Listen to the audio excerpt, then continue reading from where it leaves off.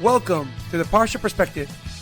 Each week, we will delve deep in a weekly Torah portion to find a practical and insightful way to enhance your daily life.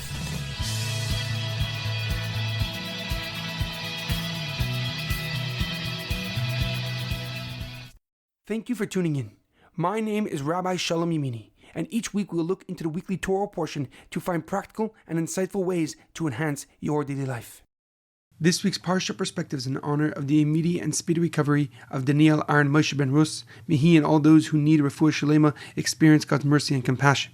This week's Parsha Perspective is in loving memory of Leah Mintche Basak of Yosef, Edward Ben Efraim, Shlomo Ben Edward, and Yirachmiel Daniel Ben Gedalia. May the souls be uplifted and may the memories be a blessing. This week is a double Torah portion as we finish the third book of the Torah, Sefer Vayikra. Our Parshas are Parshas Behar and Bechukosai, You Are Worthy. Our Parshas begin with an overview of the laws of Shemitah and Yovel.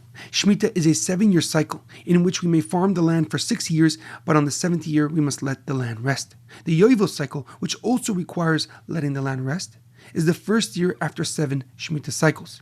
All Jewish slaves must be released and all properties must be reverted back to their original owners.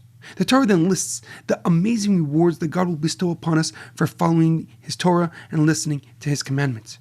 However, the Parsha also informs us of the punishments that will be given if we disobey God's commandments, heaven forbid.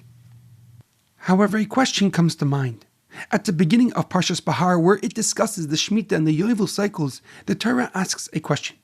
And if you shall ask, what are we going to eat in the 7th year if we cannot plant, if we cannot gather our crop?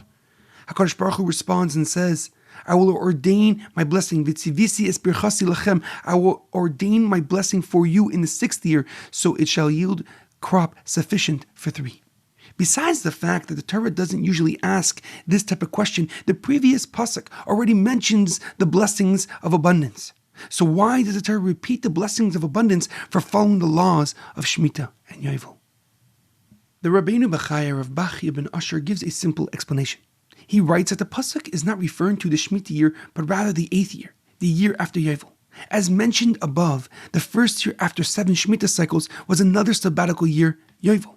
The Rabbeinu Bachaya explains that it is common practice to eat the yield of your crop a year later, but not necessarily 2 years later, meaning that the 6th year has to provide for the 7th, but not necessarily for the 8th, and therefore the pasuk repeats the blessings with an emphasis on the 8th year, the year of Yovel.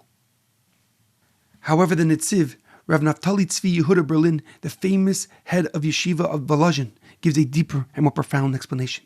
He writes that the Torah reiterates the blessing for a very specific purpose, to alleviate the worry of those who feel unworthy.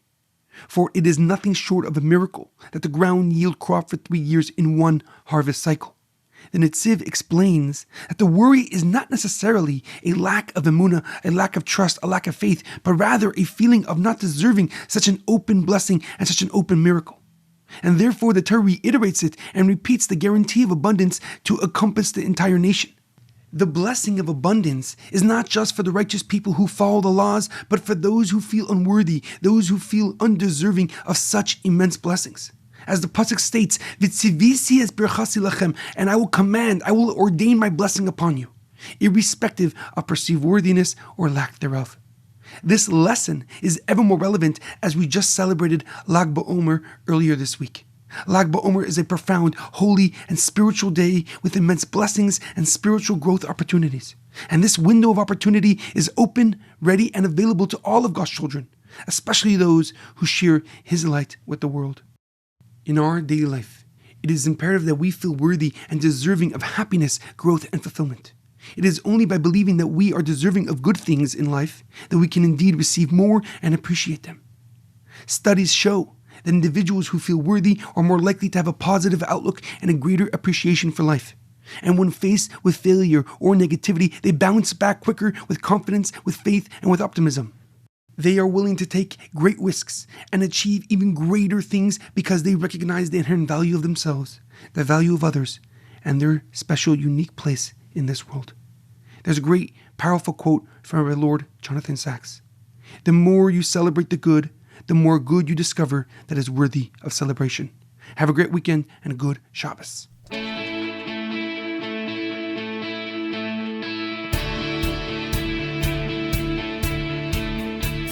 Thank you for tuning in to the Parsha Perspective. Check out our website, theparshaperspective.com. Send thoughts and comments to theparshaperspective@gmail.com. Till next time, thanks for listening.